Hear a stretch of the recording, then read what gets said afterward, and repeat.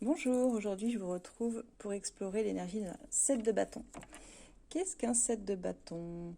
Alors le set de bâtons, elles sont assez différentes ces deux cartes sur ce set de bâtons. Moi je la comprends mieux sur celle de droite, je vous avouerai sur le tarot doré, que réellement celle de gauche. Parce que je la trouve plus parlante au niveau du dessin, tout simplement. Ouais, vraiment plus parlante. C'est-à-dire que là, on a un homme qui est devant une porte entrouverte.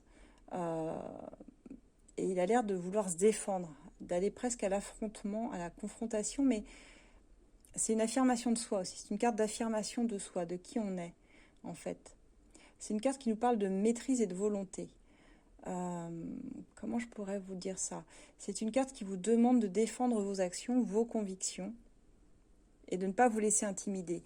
Alors, je pense que c'est ce qu'ils ont voulu représenter dans le Light Years Tarot. Cette femme, elle est protégée par sa bulle. Elle ne regarde pas en face. D'ailleurs, elle fait fi de ce qu'il y a en face. Elle s'en fout complètement. Parce que elle, en fait, elle sait que sa pensée est pertinente. Elle sait que ses actions, elle va les défendre. Elle a les convictions pour ça. Elle ne se laisse pas intimider par tous ces bâtons qui sont pointés vers elle, là, qui la pointent du doigt. Elle ne va pas se laisser intimider, en fait. Elle est là dans ses croyances, elle veut approfondir la compréhension de la situation et elle va résister à toute analyse exhaustive. Et c'est tout à fait en son honneur, elle sait qu'elle va obtenir plus de sagesse comme ça. Donc pour moi, elle reste ferme. C'est une carte qui nous dit vous restez ferme, vous défendez votre rang à tout prix, votre rang, vos valeurs, vos intérêts, ce que vous voulez. Vous êtes en train de défendre quelque chose. Vous avez une force de conviction, quelque chose qui est extrêmement important pour vous et que vous souhaitez défendre. Donc il y a une résistance forcément à quelque chose d'extérieur. Ces bâtons, ils ne peuvent pas pénétrer au-delà de cette porte, ni au-delà de cet homme d'ailleurs. Bah là, c'est pareil. Les bâtons, ils ne peuvent pas pénétrer cette bulle de sagesse et de lumière. Ils n'y arrivent pas. Pourquoi? Parce que la personne qui est dedans, elle est dans une forme de résistance intérieure à toute attaque qui viendrait de l'extérieur. Donc ça, c'est une carte qu'on pourrait traduire comme ça, une carte de résistance. Je me défends, je défends mes valeurs, mes convictions, et je ne te laisse pas rentrer totalement dans mon monde. En tout cas, pas totalement. La porte, elle est entrouverte, mais elle n'est pas grande ouverte, vous voyez? C'est vraiment la force de conviction, quoi. Si vous l'avez en blocage ou à l'envers, comment on pourrait l'interpréter?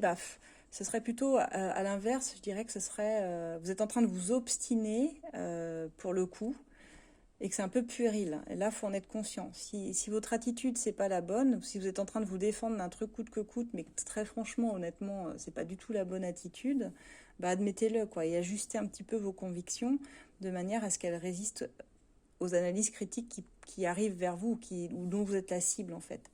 Ça peut être dans un tirage professionnel, par exemple. Euh, Par ailleurs, il faut éviter d'abandonner la lutte à cause de la peur. Il ne faut pas avoir peur, mais c'est juste que faut pas s'obstiner non plus contre un truc qui serait complètement idiot, contre des croyances un peu bêtes, un peu folles, ou s'obstiner coûte que coûte dans une attitude qui n'est pas la bonne. Vous voyez, à un moment, il faut juste admettre que peut-être que là, vous faites fausse route et que oui, effectivement, c'est pas la bonne attitude à adopter.